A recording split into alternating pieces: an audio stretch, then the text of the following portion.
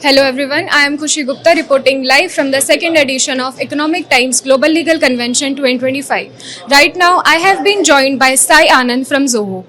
Hi Sai, how are you? Hi Kushi, I'm good. How are you? I am good, thank you so much. So my first question to you is, how do you address the challenges related to the cross-border transactions? Right. So, with respect to cross-border transactions, a lot of people tend to forget that with every border that you cross, there are a lot of laws that change, especially in the transactional side of things. So, as a digital signature vendor, we deal with a product that has varying laws in different geographies. So, what we've done to address this particular challenge is that we go and identify different accredited certifying authorities or accredited vendors of digital signature certificates, and we partner with them to procure these certificates to enable a seamless signing process. And in addition to this, we also do something of our own volition, which is to have data centers in different regions. So this way, we are able to allow them to comply with their data residency laws, and whatever workflows that they initiate, they end up having the documents originate from one region, wherein any document that is signed with a certificate compliant with that local law, and it ends up being received by another person in a different region who is able to use their own compliance certificates to sign the law.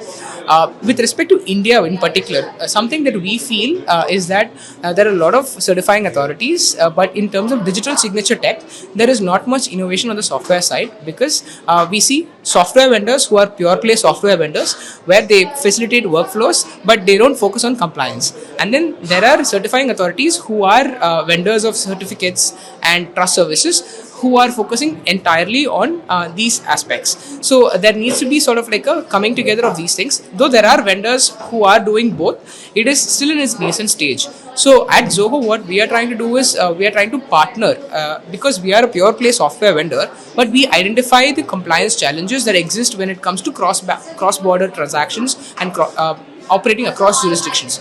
So we identify vendors in different regions, and thereby that allows us to sort of operate at a global level. And it has helped us grow in this particular space so far. Talking about the event, how would you describe your experience here?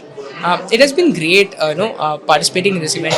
This is the first ET event that we are participating in from Zoho Sign, and our target audience is primarily people who deal with legal paperwork on a day-to-day basis. So when their bread and butter is paperwork, we want to understand what real challenges they have.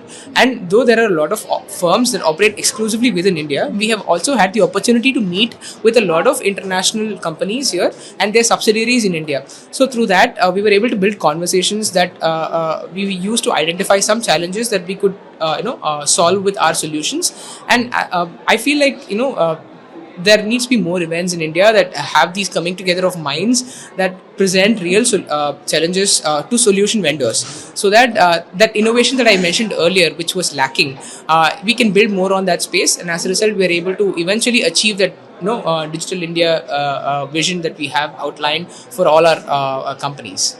Yeah. Thank you so much. Thank you so much for joining us.